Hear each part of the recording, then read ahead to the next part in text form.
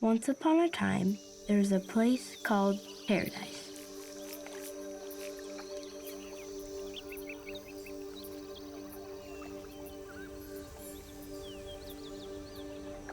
But one day, everything changed.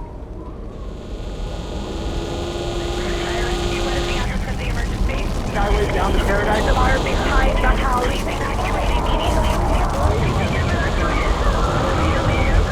There's stuff exploding. Are you trapped? Man, you need to get out of the house.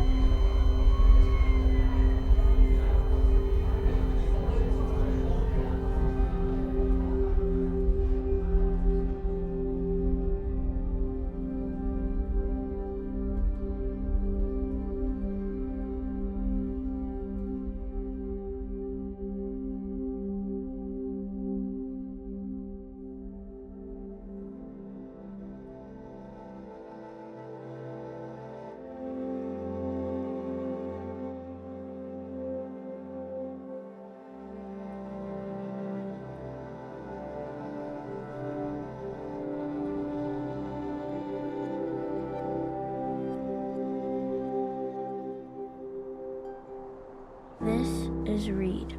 He's the volunteer fire chief of Berry Creek.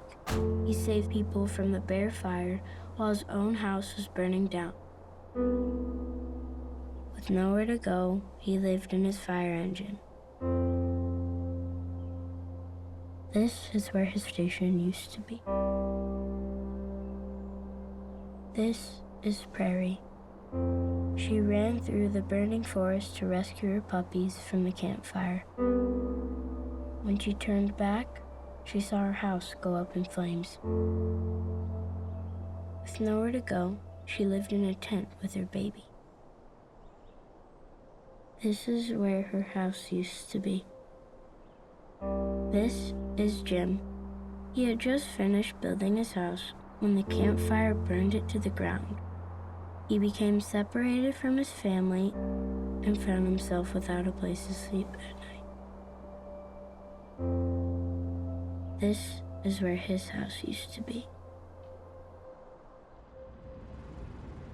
This is where my dad comes into the story.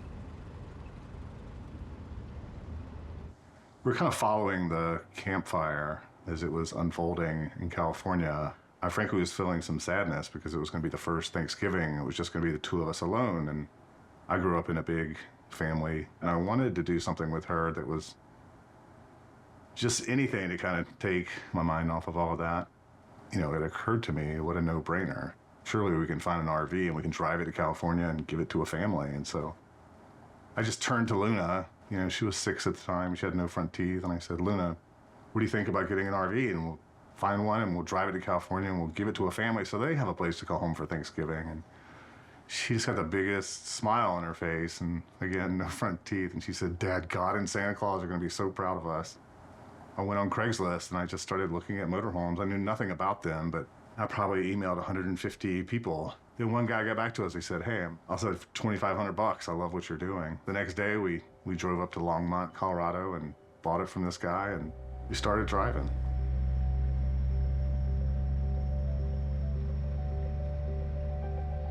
That red mountain right there. North, and Where do we go? now we go west. Yes, Go west. the west. California. West.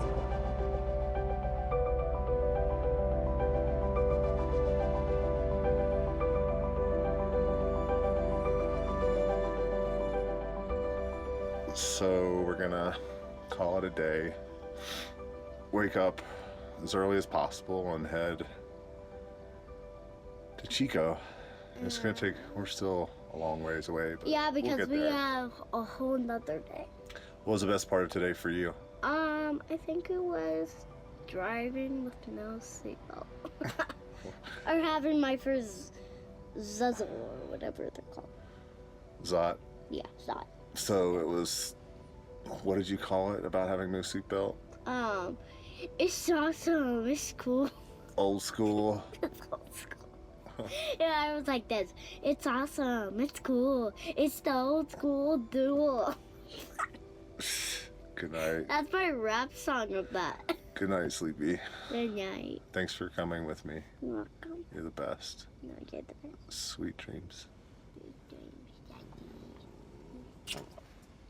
We were kind of excited because it was a long drive to get there, and we were like, yay, we got the RV here, we're going to hand it off to our family, and then we're going to head back to Colorado. Our good deed is done. And then when we got into Chico and just saw how people were, it was surreal.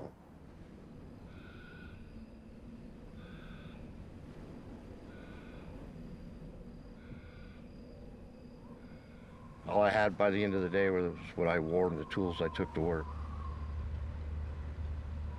And my daughter, she lost everything. All of her pictures, videos, you know, all of her little trophies from soccer, you know, all the stuff you take for granted. That's what I learned about it, was the stuff you think is important doesn't bother you that much. It's the little things that, you know, a stupid $4 or $5 trophy.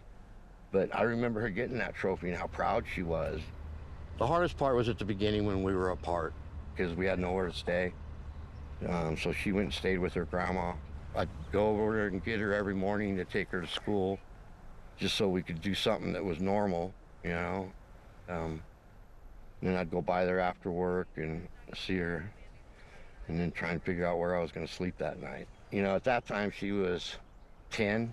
She was my rock. I mean, she was the one who held me up, you know. When she would see me having really bad days, she would just tell me, it's going to be okay, Dad. Asher is a very quiet kid, but he is very loud-spoken about the things he cares about.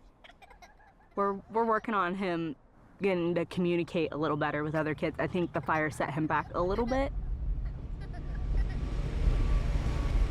I could see the glow, sounded like a train coming, and I knew there's nothing we can do but start evacuating people. Just homes after homes just burnt to the ground. And I was just hoping my place would make it, but it was around 8 in the morning. Forest Service called me up on the radio and told me that my house burnt down. I acknowledged it, but I just kept on working, tried to save what we could up here. You know, everything I ever had was gone. I had my grandpa's stuff, my dad's stuff, and it's just stuff we collected over the years. I'm still having problems after 2 years. I'm still wake up at night thinking about everything that burned up and what we could have done, but there's nothing we could have done. It was a little overwhelming, I think, for both of us to see people kind of suffering like that. Right before Thanksgiving, there'd be so many people sleeping in tents, sleeping in their cars, trying to figure out what to do next. You know, I kind of knew at that moment that our work wasn't done there. I just said, Lena, these people need help. And she said, well, let's help them.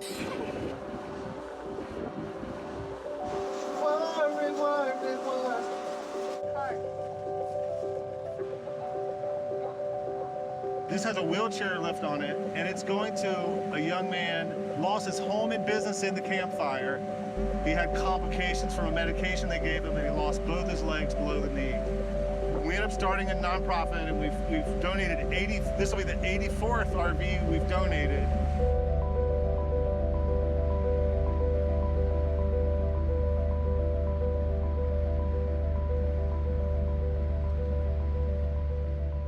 So many of the people we help that have been impacted by these disasters are families. I got married right when I graduated from school and was married for 15 years and had a beautiful family, and I think I took that for granted. You know, when that fell apart, it just is hard. I have older children as well, and 2 grandkids for that matter, and our family, I was the breadwinner, and so I traveled a lot for business. I was always on the road, and I missed so many important moments in a child's life. And that was, in hindsight, something I regret, because you can't get those moments, that time back.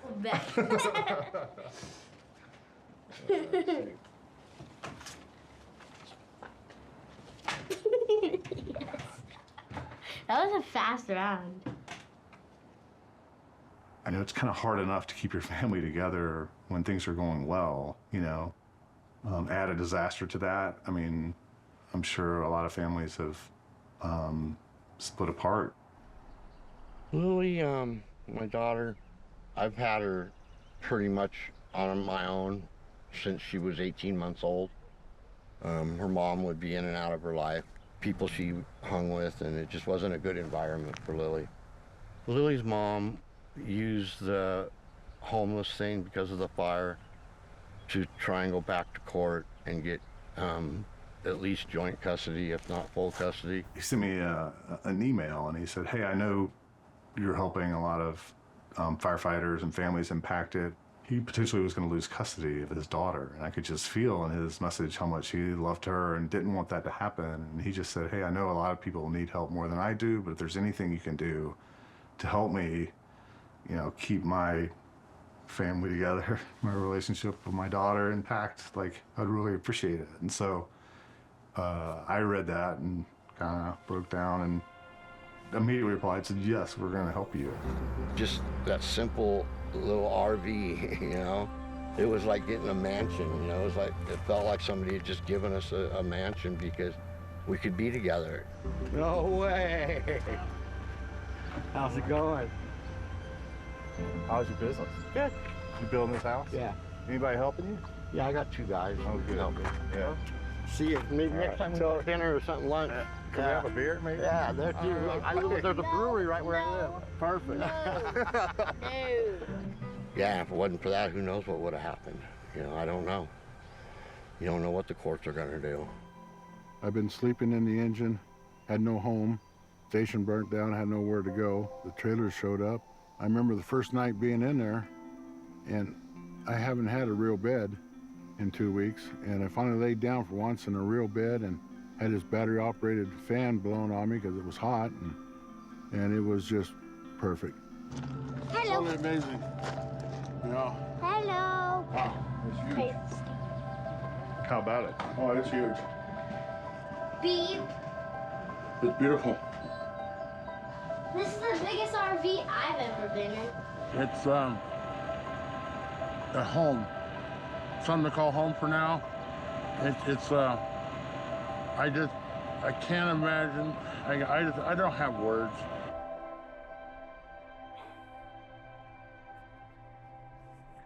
As our family, we're not one to ask for help or, you know. As a mom, you need to be strong for your kid, and sometimes it's hard having to be a grown-up when you want to be a kid yourself still. I couldn't call my dad and be like, Dad, I need help, because he was sitting in the same boat. He couldn't help me either. And for Woody to just be like, hey, I want to help you, but I don't know you, but it doesn't matter, you know why? Because we're humans and this is what needs to happen, and he just did it. I know that person. Oh my gosh, I love your neighbor. They're so cute. That's not nice. That's not a good surprise. What is wrong with you guys? What, just rolling up? Yeah. How are you? I'm good, how are you? Great. Oh. It's so good to see you. I'm terrible at, like, fixing my own issues and mistakes, but I'm great at, like, helping other people through their issues, you know. I can fix anyone but me, really.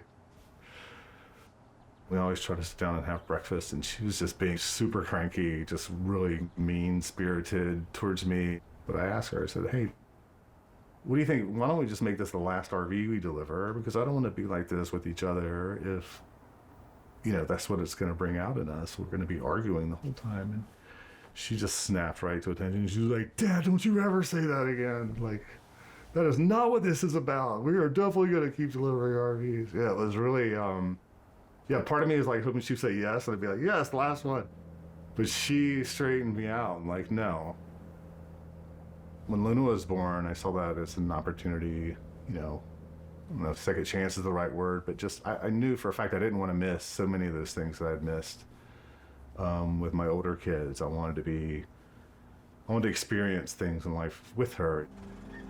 We've been all over the country now. She's seen a lot of things, and some of it's pretty traumatic to see, I think, for anyone, much less a little kid. That side right there. No, you're steady. You're steady.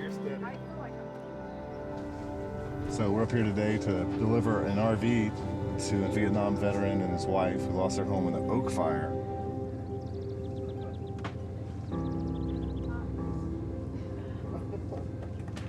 She's better, huh?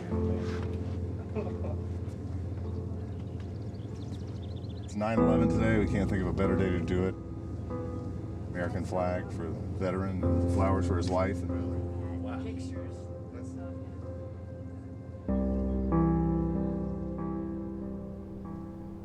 Now, people from all over the country donate their trailers, and we find volunteers to help us deliver them. The trailers are a temporary home until people can get back on their feet again. We hear from lots of people who lose their homes in wildfires, hurricanes, and tornadoes. So, we're gonna keep doing this work, 'cause we gotta. Do you ever get tired of doing it? I do when it's 3 a.m. and we're still driving. Me too. And you have your podcast on in the background. Don't do it. Lily and I went from an RV to a mobile home to now we're in a house. You know, we have a home again that has doors and has a garage and driveway, and you know, it's not on wheels. You know, it's there. It's bolted down. It's not going nowhere. And I'm hoping this station will get rebuilt next year. I had a man cave, and well, it burned up next to my shop, so anyway, my man cave, I ordered a metal shop, and I'm gonna put my man cave in that. I'm gonna move in there and put all my man stuff in there and be surrounded by my man stuff, so it'll be my home. The campfire definitely changed my outlook on life. Days aren't just days anymore. If they ask about paradise, I'll tell them about it. I don't want Asher to randomly have flashbacks years down the road or to be terrified every time they smell smoke, because I'm kind of like that. I smell smoke and my hackles get raised and I get a little scared, but that's something I'm trying to still get over. And we're just going up slowly from pretty much nothing, and it started with Woody.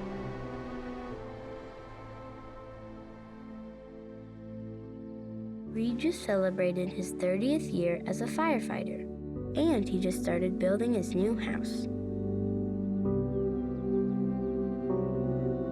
Prairie just bought a new house. She gets to spend her days taking care of her kids and playing with her puppies. Jim spends his days building houses for people who need them. All three of them donated their trailers to people in need. Jim and his daughter even go on road trips to deliver even more trailers, just like me and my dad do.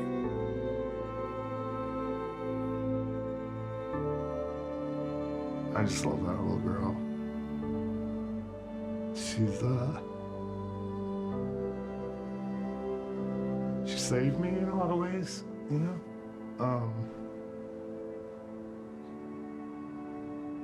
Yeah, she's pretty special.